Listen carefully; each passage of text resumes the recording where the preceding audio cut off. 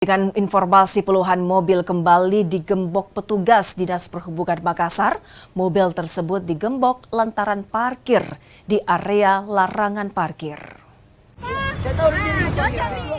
Petugas Dinas Perhubungan dan polisi ini terlibat perdebatan dengan seorang juru parkir di Jalan Ratulangi, Makassar.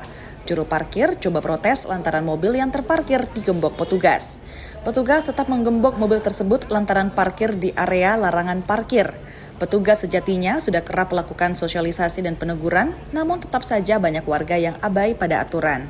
Setiap kami melakukan pengawasan dan penindakan, pasti kami bergesekan dengan tukang parkir karena di situ dianggap mereka bahwa di situ lahan untuk mendapatkan cuan. Nah, itu. Tapi karena di situ adalah pelanggaran karena memarkir kendaraan di badan jalan. Harusnya cuma berapa mobil Pak yang harusnya sesuai kapasitas ruang parkir yang ada di usaha tersebut. Makanya dihitung ruang parkirnya. Jadi apabila melebihi mobil-mobil yang ada di sana diarahkan jalan.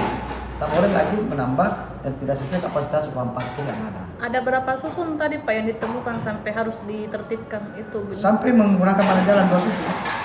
Nah, pastinya kita melakukan penindakan.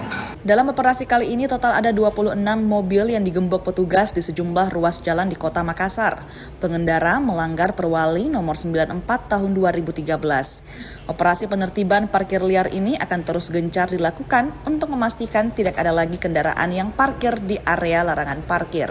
Nila Rustam, Kompas TV Makassar, Sulawesi Selatan.